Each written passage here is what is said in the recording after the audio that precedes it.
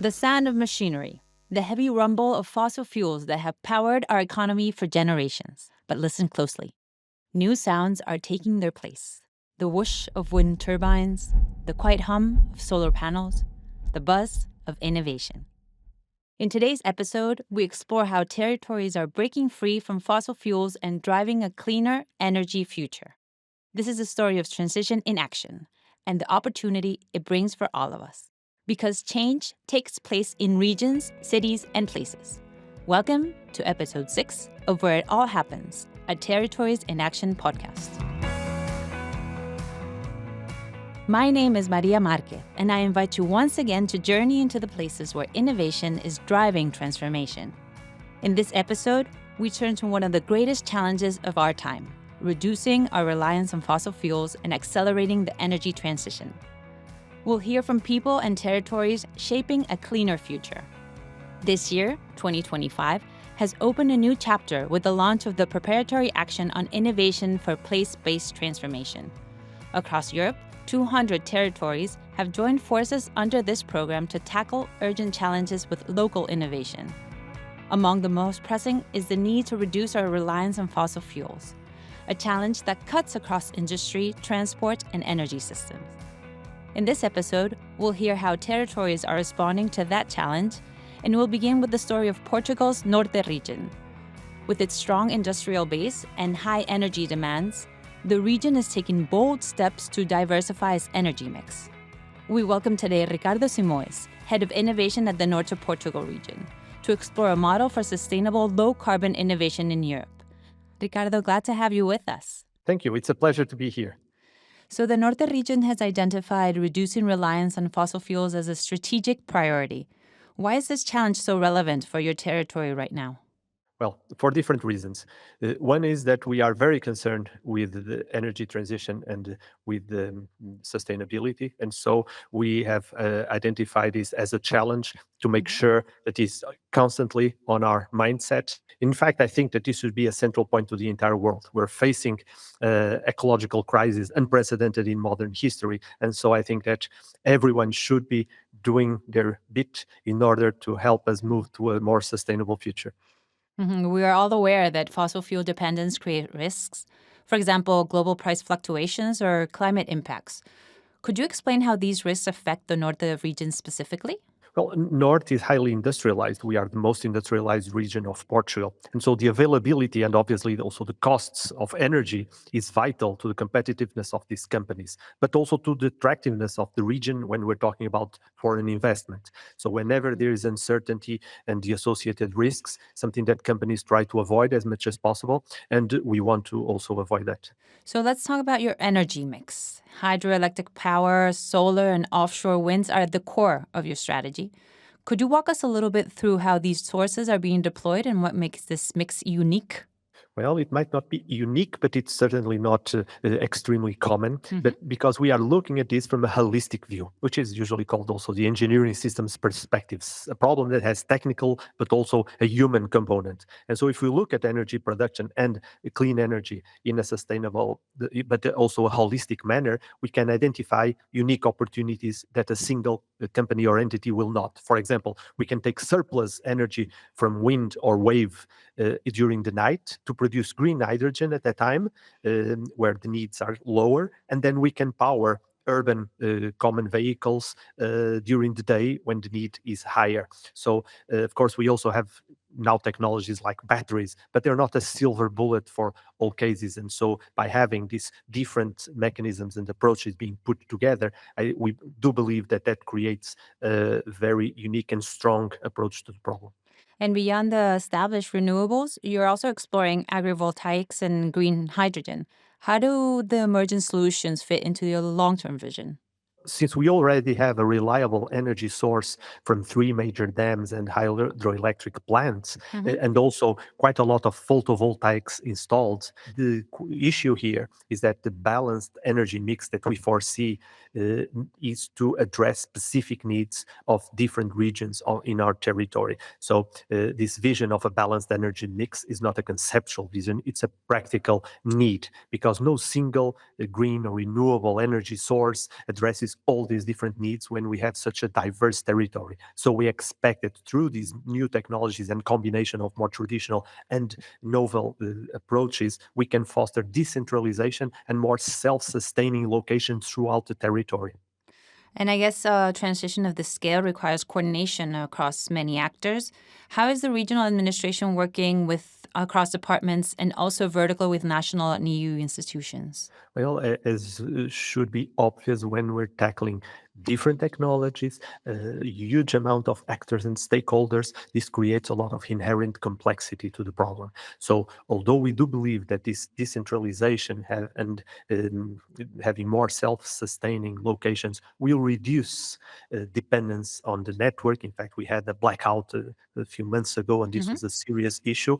At the same time, it requires a lot of coordination. And in our case, we are not an autonomous region. So the fact that we are dependent on the national government for a lot of our initiatives, decisions, that creates hampers our leeway in terms of what application of policies. And in recent years, we shifted from not only defining policies and strategies for the region into, as the regional authority, trying to really leverage creation of consortiums and projects, and we get more involved and we promote more directly these different initiatives. So that means that internally, we need to have a strong and constant interaction between departments, and that happens naturally.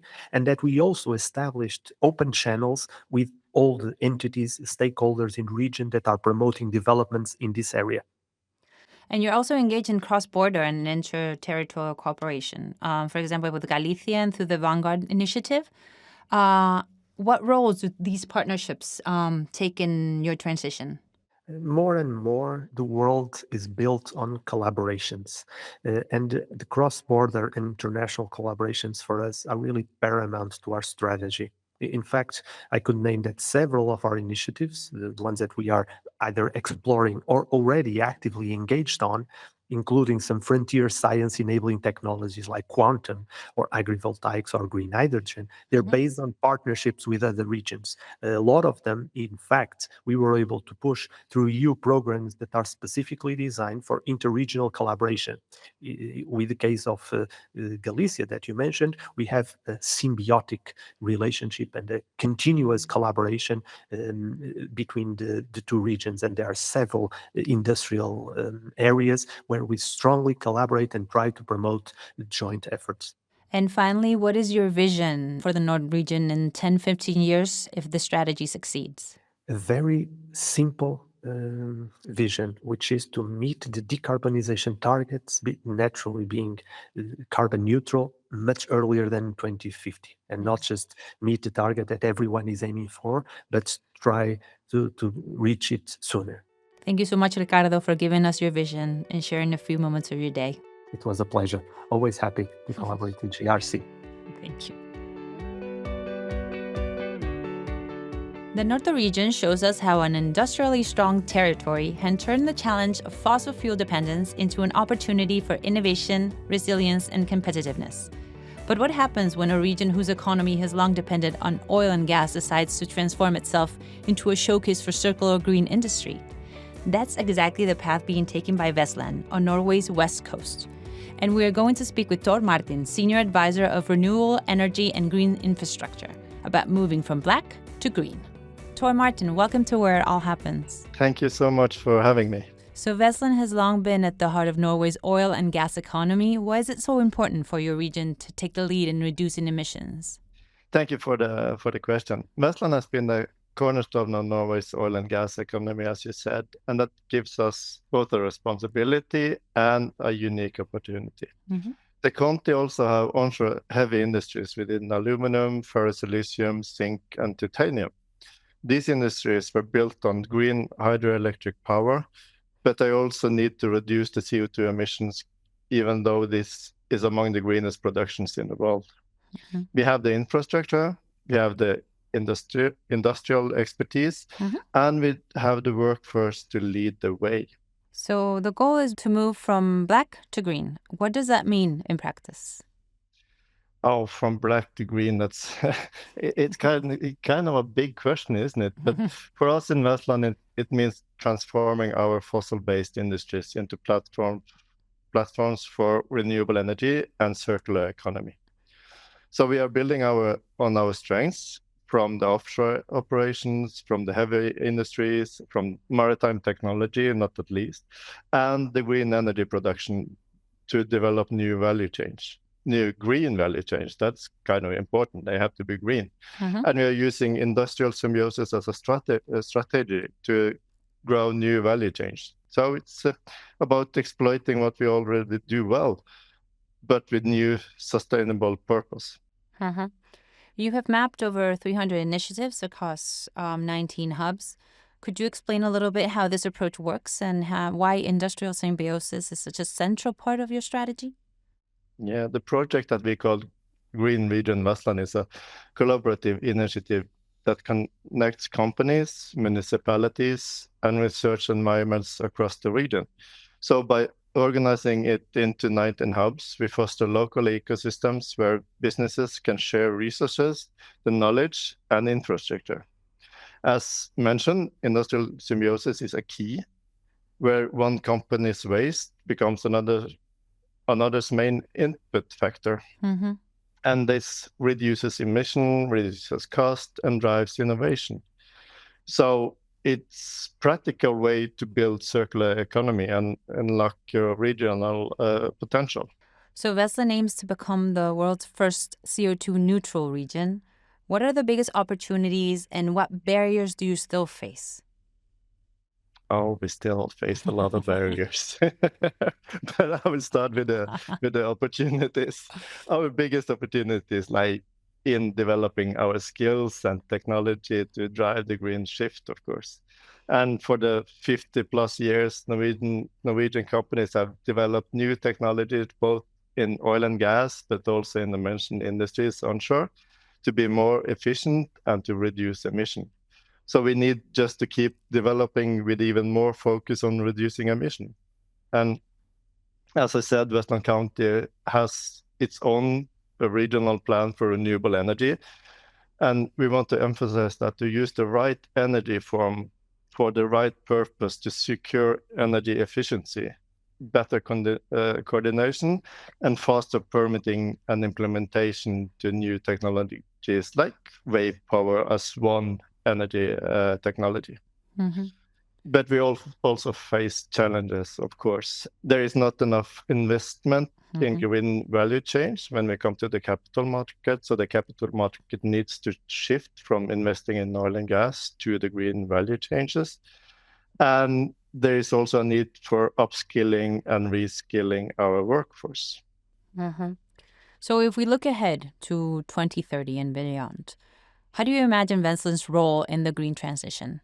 And what lessons can other regions take from you? Oh, we hope and we believe by 2030 that we see Westland as a leading exporter of green energy and solutions. Our experience shows that transformation is possible when you combine long-term planning, strong partnerships, and regional collaboration, like we can do now in this project. Our focus on industrial symbiosis and our commitment to turn the climate goals into concrete actions. And we really hope that we can show that that Westland is not just adapting, but we are also helping shaping the future of Europe's green transition. Tor Martin, thank you so much for joining us and telling us about this interesting and transformative project. Thank you so much for having me. From Norte's bold investments in renewables to Westland's journey from black to green, we've seen how regions can lead Europe's shift away from fossil fuels. But the energy transition also depends on people, on citizens, activists, and voices pushing for faster and fairer change. We turn to that perspective, speaking with an influencer and activist who is challenging us to rethink our relationship with fossil fuels and to accelerate the path towards a cleaner, more just future. Pauline Brünger, hello and welcome. Hi, thank you for having me. You've become a strong voice on the urgency of moving beyond fossil fuels. What first motivated you to take up this cause? I actually was very young, right? I think I've always been interested in environmental issues, even when I was a child. but I became really active in the end of 2018, the beginning of 2019, when Fridays for Future, the youth climate movement, was very big all over the world, but especially in Germany, where I live.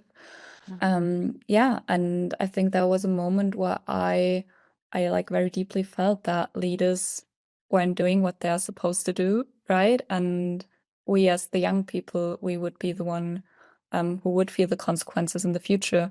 And that is when I actually, started to strike school every Friday for some time. And that is how I kind of like got into the movement, and I'm still organizing protests movement to this day. And how has this evolved, your journey? Yeah, I mean, as you know, right, there has been a huge shift in how public discourse is taking place, and how we talk about the climate issue. And I think when I was younger, when we first started with what we're doing, it was kind of new. People weren't talking about it before, and there was this huge urgency. And that's something that I also felt back then. And now we're seeing that there actually is a rollback, a pushback that the fossil fuel industry is organizing, that the far right are organizing, and are trying to push back on the movement, but also on the victories that we had on a policy level. And that also obviously has implications for my work. And it has become more draining, more exhausting, because, it's hard work, especially when people don't love you, right? So yeah, where do you think people are of the urgency of reducing fossil fuel reliance? I actually think that there's a huge misconception right now because, I mean, there has been a shift. I have talked about that. That it isn't at the top of the agenda anymore as it has been a few years ago. But actually, when we look at the polls, when we look at the studies, we still see that people very deeply care about the climate crisis and that they also want more stringent policies to be enacted on. And still there's this kind of narrative in public that people stopped caring about the climate crisis. And I think that is due to the fact that obviously there are a lot of other issues now that are taking center stage in public discourse. But I think we just have to be very careful that we don't say that people stopped caring, because that actually isn't true. But we probably have to find other ways now to gather that support and also to use it to then act to ensure that we are moving forward on this path to fossil fuel independency. And I also believe that there's obviously another shift, so that the policies we're talking about right now, they're oftentimes more close to people. So in Germany, we had this huge fight for the for the phase out of coal, right? And that was something that was very abstract in a way. You can see these big mines, but a lot of people, they don't have any real connection to that. So it's quite easy to be against these large coal pits. But when it comes to things that actually affect your daily life, when it comes to changing how you heat your home and how you eat, that's something that's much more personal. So I also think that's something we have to be very aware of how we kind of navigate these policy fields, right? Because it's just, there's a lot of risk of actually creating a backlash if we're not very careful. Right. And as an activist, how do you see your role in shaping this public opinion towards what they need to be aware of? I mean, being an activist, that's a role that I kind of just slipped into. I mean, that's not a career plan, right? I never was like, oh, I want to be an activist when I grow up. But I just feel this very deep responsibility that I think actually everyone has. Not to become an activist in the way that I am, right? I'm organizing protests, I'm taking it to the street, but to kind of stand up for what is right in your very own way. I think that is a duty that all of us have. But as activists in specifically, I think our role is to make the public support for climate policy visible, especially in a time when, as I said, the fossil fuel industry is organized better. They have learned from the past few years. And I think right now we're seeing that they are actually very successful in placing their narratives. For example, I think the policy conversation has kind of shifted. We're not talking about coal as much, but about fossil gas. And I think a lot of the public, they don't know how harmful gas, liquefied natural gas, all of the infrastructure that is being built right now, the contracts, are for the climate, and therefore also for our lives, for our health in the future, and future generations to come.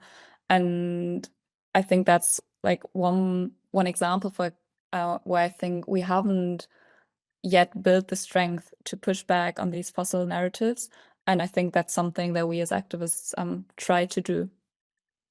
In this project, we do have regions that are experimenting with renewable projects and new sources of energy. How can everybody work together to speed up the transition? I mean, we kind of live in an era of information overload, right? It's so hard to keep track of what is happening. And I think that's also something that policymakers actually experience, that they can't keep track and know everything. So they're kind of dependent, like if I put it very nicely, right? They're kind of dependent on us to show them what it is that we, as citizens, as voters, what we truly care about and what should be the priority.